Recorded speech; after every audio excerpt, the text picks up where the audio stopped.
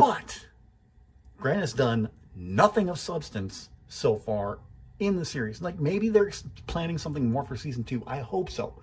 I really hope so, because I love to see this character fly to play Ed. She put a lot of energy into the role from what I saw. So I'm looking forward to see if they can just kind of focus that energy and make Ed make so Ed jumps off the screen. But we'll see what happens if there is a season 2, which I'm hopeful. I don't know which outweighs which, but I'm going to give season 2 a shot when or if it comes around. So overall, it was good. I liked it. Could have been.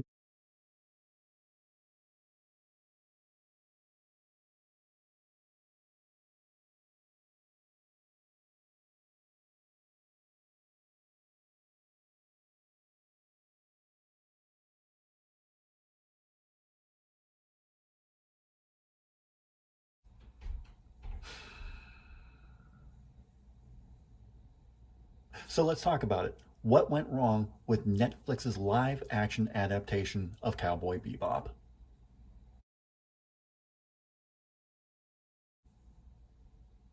You could point to a lot of different factors and say, well, this is why it went wrong, and this is what happened, and this is what happened, this and this.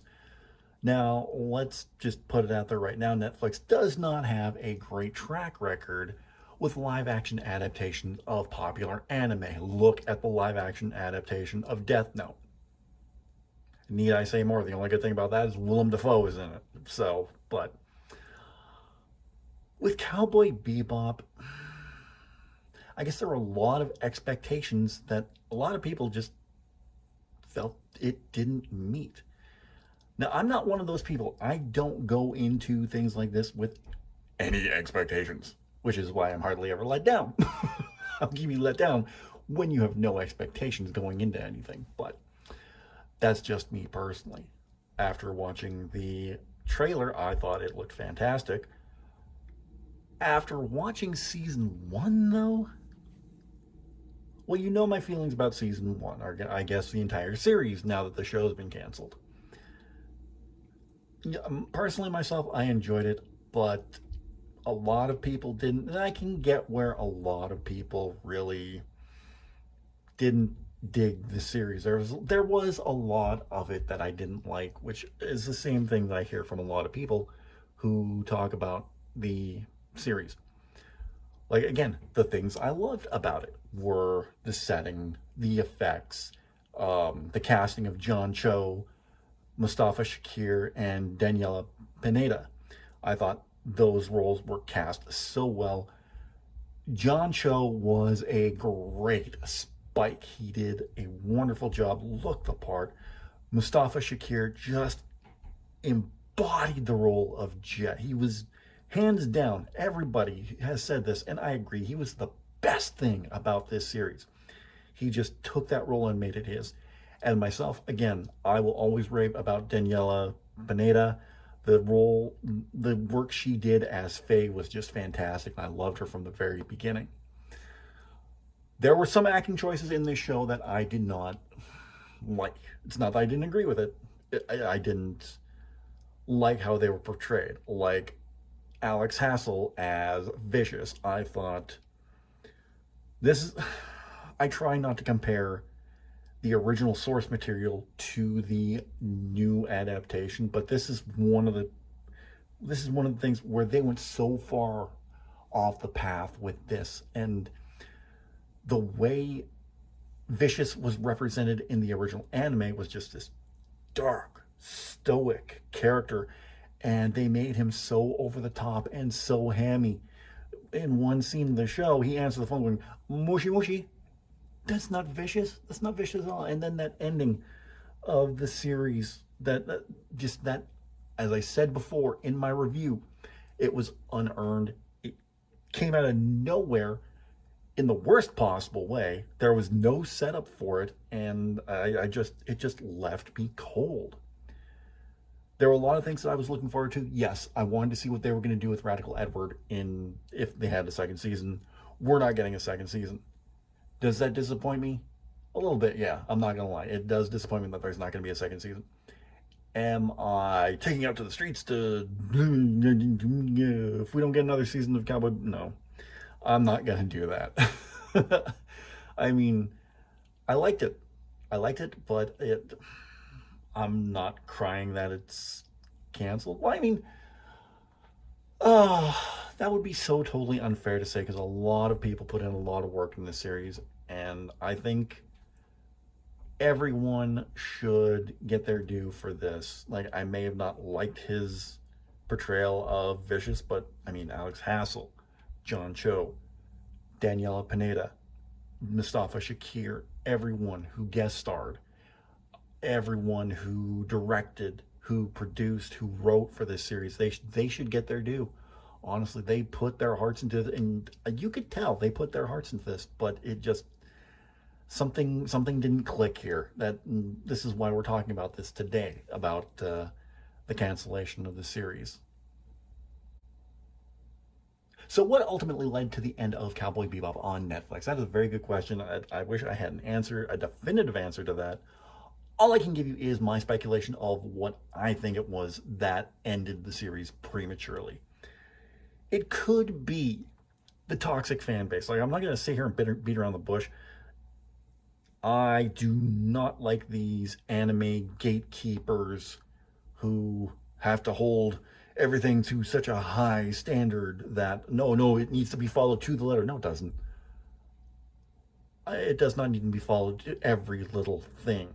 Like, I mean, if I think a change makes sense, I'm all for it. I was all for the changes that they made to Fate, the especially the wardrobe changes, because even Daniela Pineda said herself, if they even tried to do half the shit they did in the series with the anime, with the outfit that Faye wore in the original anime, they couldn't get away with it.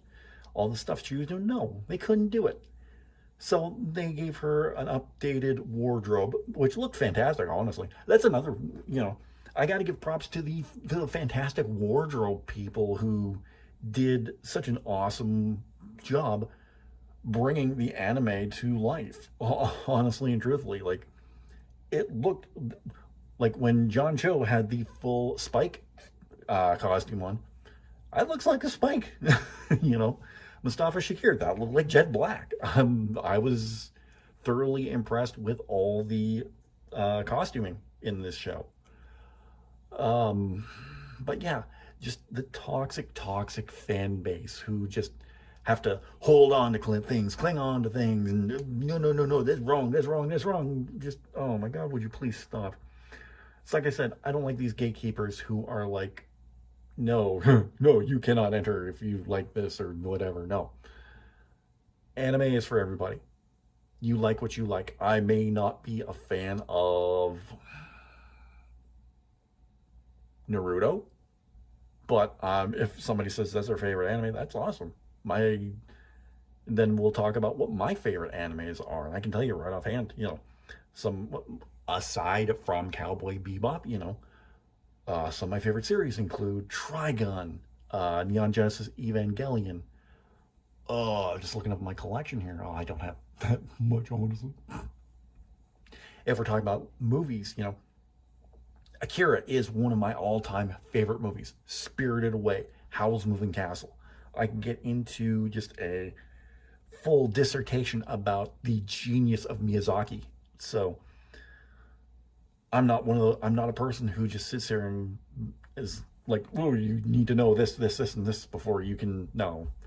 No. I will sit and talk to you about any anime. If you think it's something I'll watch it. I'll give my honest opinion of it. Oh, another one that I absolutely love. Shinichiro Watanabe's follow-up to Cowboy Bebop, Samurai Champloo. Excellent anime. That was just incredible from start to finish.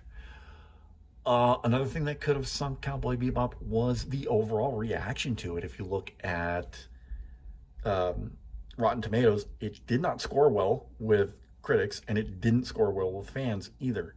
So Netflix may have looked at that and said, critics hated it, fans didn't like it. Nope, scrap it.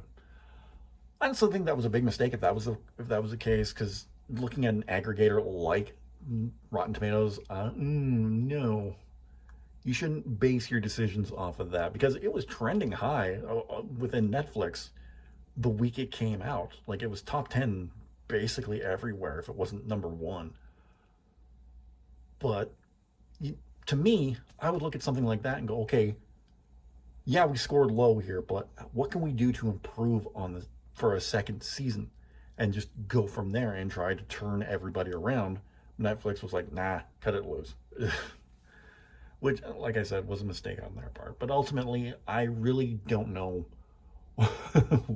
what brought about the end of the series. And it's a shame because, I mean, I enjoyed it. I really did. I might go back and watch it again, and maybe I'll have a different opinion. Maybe it'll be like, oh, this is better than I thought, and maybe it'll be worse than I thought. I don't know. But all I can say for now, I don't know for certain what it was that ended the show, but I'm kind of sad it did, but I'm not gonna sit here and like hold my breath waiting for Netflix to renew it again or get picked up by another service. I don't think that's gonna happen. But again, just everybody who was involved, they put their hearts and souls in this, and you could tell it was a labor of love, and it honestly disappoints me that it didn't do as well as it should have, honestly. But what can you do? But ultimately, what did you think? Let me know in the comments section down below what you thought of Cowboy Bebop, what you thought may have brought the end of it around. Let me know in the comments section down below. If you like this video, don't forget to give it a big thumbs up. I'd really appreciate that. In the description down below, you're going to see a link to all of my social media: Facebook, Twitter, Instagram, Snapchat, TikTok, although I'm in a little bit of a TikTok dry dock right now, but I'll talk about that another time maybe. TikTok, you can get the link to my Redbubble store where you can get all your Irish Bandit merchandise. Like I said, all my links are in my Linktree link down below. That's a lot of time saying link. Over my shoulder, you can check out my thank you video for 100 subscribers. Thank you everyone again. We're up to 125 subscribers now. Holy crap. I had a goal for 100 subscribers, and that goal has been surpassed. So thank you so much, guys. So yeah, like I said, link right there for that video. Again, thank you so much. I will be back very, very soon with another video. I don't know when I'm going to post it. I'm filming it this weekend, but it is going to be, oh God. Okay. Full disclosure, I did this video a while ago, watched it back, and absolutely hated it, so I scrapped everything. But I'm going to try again. I'm determined to do this mod review series. So I will be back with a review of Doki Doki Salvation, a Doki Doki Literature Club mod, and then I think I'll put that out next week. And then the week after that, I'm going to have a two-part series. I am going to be looking at my top 10 favorite video games of all time, and then I'm going to have a review coming up very, very soon of my favorite show that's on Netflix right now, Cobra Kai. Then we're going to have another DDLC mod review coming up, and I'm talking with my buddy Rider Pride 639, and I'm going to have a very special announcement for a collaboration video we're going to be doing very, very soon. So keep your eyes out for that, guys. I'm back. It is good to be back. It's good to be making videos. I'll talk to you again very, very soon.